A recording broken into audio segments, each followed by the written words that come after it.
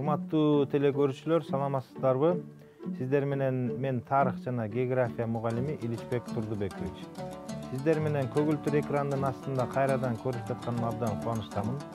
Өткөнкү теле чыгарылыштарда биз сиздер менен Улуу Жибек жолу жана Улуу Жибек жолунун кыргыз мамлекети аркылуу басып өткөн бутактары жөнүндө кеңири тааныштырып, ар түрлүү маалыматтарды берип кеткенмин. Бүгүн биз сиздер менен Эне сайдагы кыргыздардын кагандыгы жана мамлекети тууралуу кененирээк маалыматтар менен тааныштырып кетмекчимин. Эне сай кыргыз кагандыгы качан болгондугу жөнүндө, ушул жөнүндө кеңирээк сиздер менен тааныштырайын. Эне сай кыргыз кагандыгы бул 7 жана 8 кылымдарда болгон. Жалпы маалыматтар боюнча бул 3 кылымдан 4 кылымдарда эле кыргыздардын саясий тарыхында көз каранды эместик үчүн күрөшүү туруктуу болгон.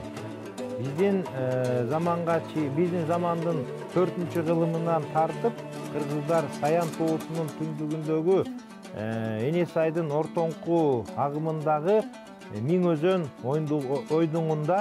ойдугундагы жерлерди байырлап тургандыгын билебиз. 5-кылымдын аягында кыргыз уруулары бирикмесинин ордуна Эне сай кыргыз кагандыгы түзүлгөн. Бул кагандык кайсы жылдары ким тарабынан курулгандыгы жөнүндө так маалымат жок. Кыргыз кагандыгы Борбордук Азиянын көчмөндөрүнүн көбүнөн элдин саны, аскеринин күчү, байлыгы, уюшулушу жагынан артта болгон. Ошол кездеги Эне сайдеги жашаган кыргыздардын ушундай артта болгондугу кытайлык жанакындай летопистеринде жазылып кеткен. Ошол себептен 554-555 жылдары аларды түрк кагандыгын уюштурган Бумун өлгөндөн кийин анын ордун баскан иниси Мухан каганга баш ийишкен. Эне сайлык кыргыздар чет элдик эзүүдөн кутулуш үчүн күч топтойт.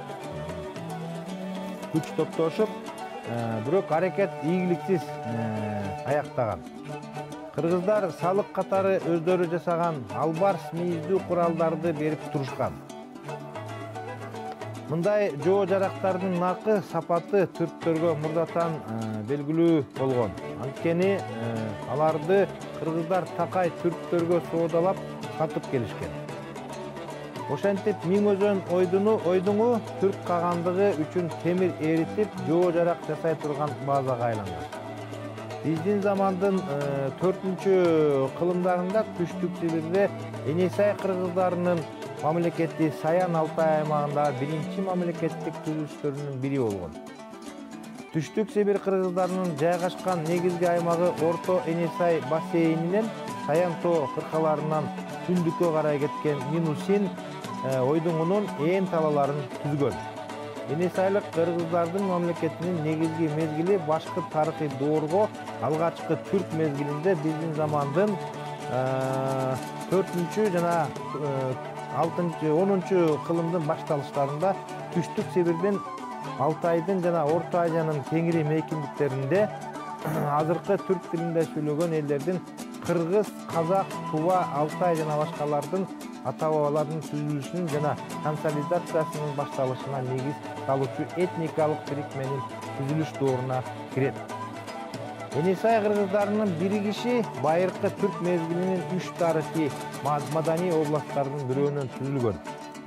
Алгачкы түрк мезгилиндеги уруулардын этникалык айырмачылыктарына түрлүү территориялык зоналарда жайланышканына, аралыктары эбегейсиз-ыраак болгонуна карабастан, комплекстүү жалпы белгилери окшош болгон.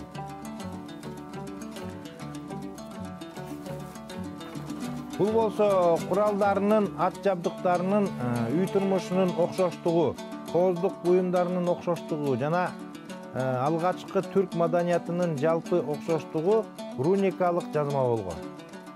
Эгер биз азыр ошол кездеги руникалык жазмаларды колдонгондо, азыркы деле убакка чейин Кытай жана башка өзлөрүнүн жанакындай жазуу түрүндөгү жазмалар менен колдонгондой эле биз деле азыркы убакка чейин ушундай руникалык жазмалар менен колдонуп жүрсөк керек деген ойлор жагылат. Алгачкы Енисей кыргыздарынын саясий жана социалдык экономикалык тарыхы анын түштүк коңшуларынын тарыхы менен тыгыз байланыштуу болгон. Биз болсо бул жанакы өйдөдө көрсөтүлгөндөй экономикалык тарых жана социалдык тарыхы боюнча биз өткөнкү сабактарда айтып кеткенбиз, токтолуп кеткенбиз. Ошол социалдык экономикалык тарыхтары берки ылдый жагында жайгашкан, түштүк жагында жайгашкан, түндүк жагында жайгашкан, батыш, чыгыш жагында жайгашкан мамлекеттер менен тыгыз байланышта болушкан. Татар окумуштуусу Атласовдун Сибирия тарыхы деген китебинде 6-кылымдын аягында кыргыздар өтө күчтүү өкмөт курган. Анын чек арасы чыгышта Байкал көлүнө, түштүктө Чыгыш Түркистанга чейинки аралыкта чейин созулган деп жазат. Бул чек ара канча даражада чындыкка жакын экендиги күмөн. Кытайлык кыргыз тарыхчысы Анвар Байтурдун кыргыз кагандыгы 5-кылымдын 80-жылдар ичинде түзүлүп, 6-кылымдын биринчи жарымында калыптанган деген пикири туура болсо керек. Анткени 5-кылымдын аягында кыргыздар жашаган аймакта дөөлөс урууларына күчтүү бийлик жүргүзүп турган жужандар алсырай баштаган. Мындай саясий жагдай кыргыз кагандыгы бийлигинин андан ары бекемделишине, социалдык экономикалык жактан чыңдалышына шарт түзгөн. Түрк мамлекети тыйылбаган ички тыйкылардын айынан биримдигинен кете баштайт. Акыркы 581-жылдын биринчи түрк кагандыгы экиге бөлүнөт. Чыгыш түрк кагандыгы жана батыш түрк кагандыгы.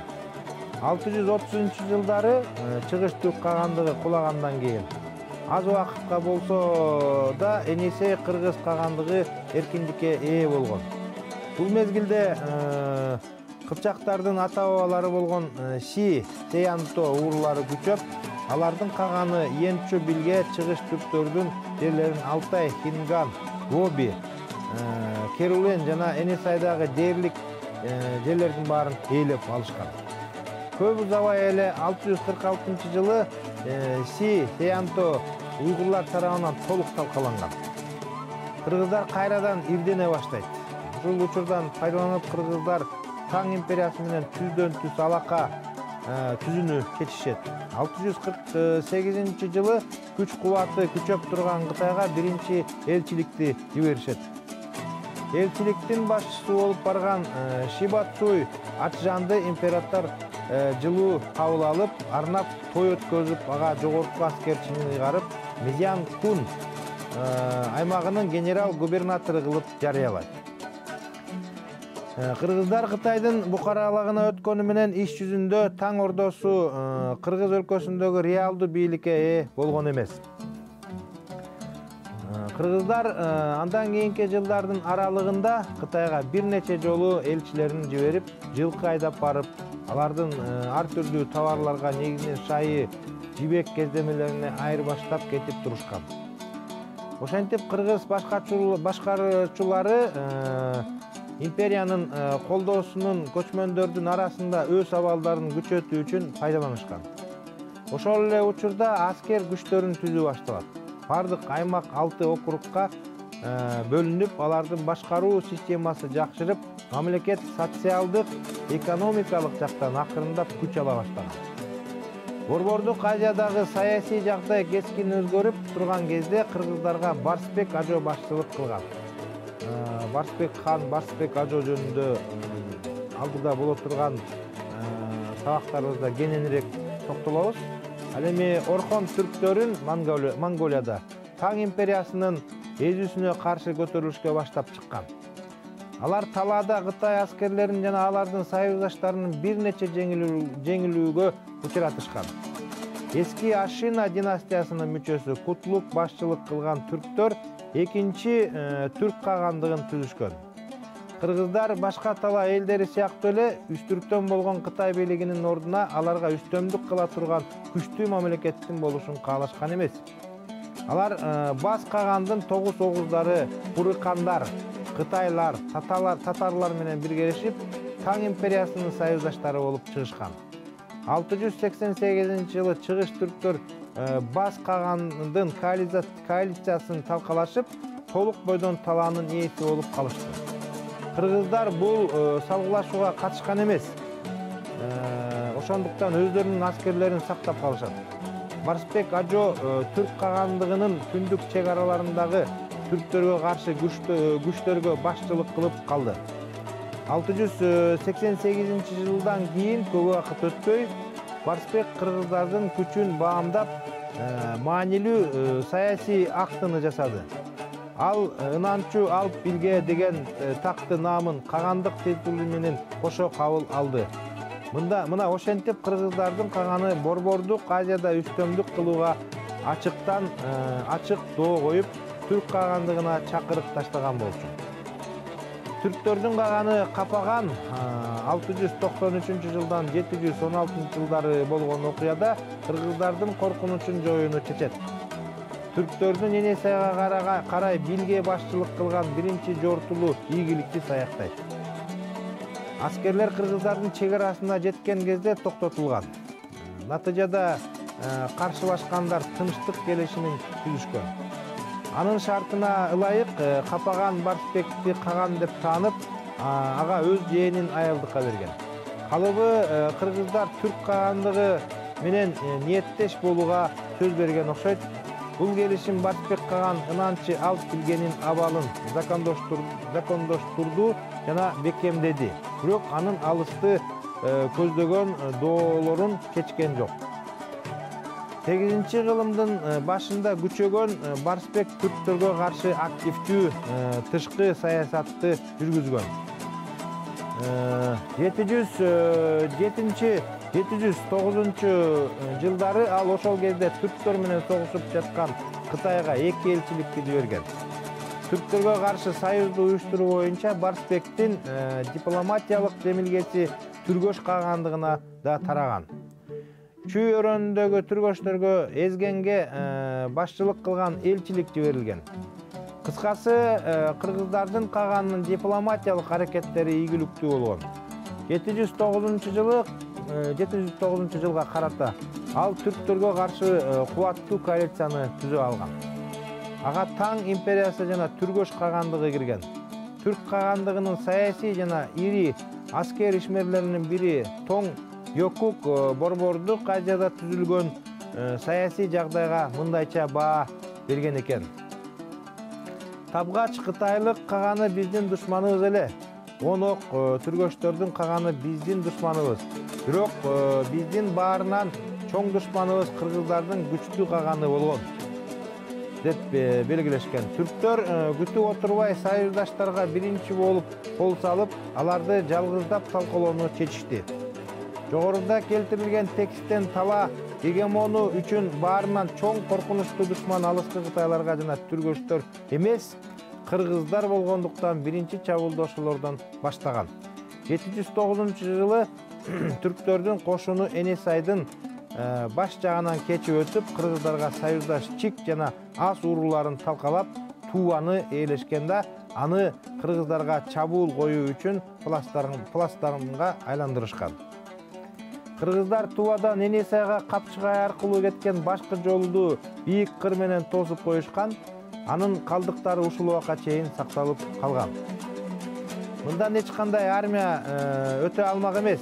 Барсбек саяндагы башкы маанилүү ашууларды да ээлеп, толук коопсуздукту камсыз кылдым деп ойлоп, союздаштарынын жардамын күтүп калган. Бирок түргөчтөр дагы кытайлардагы кыргыздарды колдоп чыгышкан жок. Алар Барсбек жөнүндө ойлошпой, өз чектерин коргоо менен гана чектелишкен. Айласы түгөнгөн Барсбек күчтүү түрк кагандыгы менен беттешүүдө жападан жалгыз калып, саясий багытын өзгөртүүнү чечет. 710-жылдын күзүнөн кечиктирбей, ал Таң империясына жана түргөчтөрдүн мамлекетине Тибетке элчиликтерди жиберет. Кыргыздардын күчтүү болушар урусунан чыккан Эрен Улук элчиликке башчылык кылган. Тажрыйбалуу дипломат кыргыздардын чет өлкөлөргө жиберилген 4 элчилигине катышкан. Ал бул үчүн Барсбек тарабынан өзгөчө белгиленген, албетте кыргыз каганы Эрен Улуктун элчилиги жөнүндө Кытайды кабардар кылган эмес. Бирок ал тууралуу маалыматтар көчмөндөрдү арасына атайылап эле кеңири таркатылган. Калыбы бул түрктөрдү коркутуу үчүн эмес, көбүнчө Кытайдын жана түргөчтөрдүн согуш аракеттерин активдештирүү үчүн жасалган болуу керек. Бирок кеч болуп калган эле. Эрен улук белгисиз себептер менен бөтөн жерден өлгөн. Тибет Барсбекке союздаш болуп калган жок. Кытайлар менен түргөчтөр жортууга чыгышпады, түрктөр болсо аракеттерин ыкчамдатты. Түрк кол башчылары жана аябаган кадамды жасоону, Саян кырка тоолорундагы кыргыздар коргоп турган жолдорду айланып өтүп, кышкы ызгаарга карабай кыйын жол менен өтүүнү чечишти. Бул жортуулга түрктөрдүн келечектеги каганы Билге жана анын баатыр бир тууганы Гүлтеген катышкан. Бирок ага иш жүзүндө кары жана тажрыйбалуу Тоң Йокук башчылык кылган. Ал жергиликтүү элден чыккынчыны издеп табат. Жол көрсөткүч өзүнүн шоруна түрктөрдүн аскерлерин бийик тоолордогу жашыруун жалгыз аяк жол менен Миң Өзөн ойдуңуна алып барууга макул болгон. Албетте, кыш күрөөдө Саян тоосу аркылуу өтүү чоң эрдикти талап кылган. Түрктөрдүн ойлогону ордунан чыкты. 710-711 жылдарда кышында алардын аскерлери кыргыздарды күтүлбөгөн жерден каптап киришти. Биринчи салгылашуу түн ичинде болду. Тоң Йокукка арналган жазууда жортулдан кыйынчылыгы мындайча сүрөттөгөн. Биз кыргыздарга уйкуда жатканда кол салдык, жолду найзалар менен салдык деп белгилеген. Байыркы түрктөрдүн руна сымал жазуусу бар эстелигинде. Кыргыздардын негизги күчтөрү талкаланган болчу. Барсбек аман калган, колун сунга токоюна азыркы Тувада топтоп, өжөрлүк менен каршылык көрсөткөн. Айгышкан катуу салгылашуу бир жумага созулган. Мында Гүлтеген үстөмдүк кылды. Кыргыздар толук кыйратылды. Барсбек бетме-бет салгылашууда курман болду. Анын сөөгүн кыргыздардын байыркы салты боюнча сый менен коюуга да мүмкүн болбоду. Мунун өзү Алтын көлдөгү эпитафияда белгиленген болчу. Уруулаштары Баатыр Кагандын урматына адам боюнан бийик чоң жалпак ташты орнотушту. Кыргыздар анын курман болушуна байланыштуу азасын кыргыз жазуусу менен билдиришкен. Сунганын алдындагы салгылашууда кыргыздардын жеңилиши калыбы анын мамлекеттин эң олуттуу кесепеттерге алып келген окшойт. Анткени ошондон кийинки 40 жылдан ашуун убакыттын ичинде кыргыздар борбордук Азиядагы согуш аракеттерине катышкан эмес. Мамлекеттин башына кыргыздардан аким коюлганына карабастан, ал түрк кагандыгы кулаганга чейин иш жүзүндө ага көз каранды болуп турган. Урматтуу телекөрүүчүлөр, биз сиздер менен бүгүн телекөрсөтүүдө Енисейдеги кыргыздардын каганаты жана мамлекети тууралуу сөз кылдык. Көңүл бургандарыңыздарга чоң рахмат. Кийинки көрүшкөнгө чейин сак саламатта болуңуздар.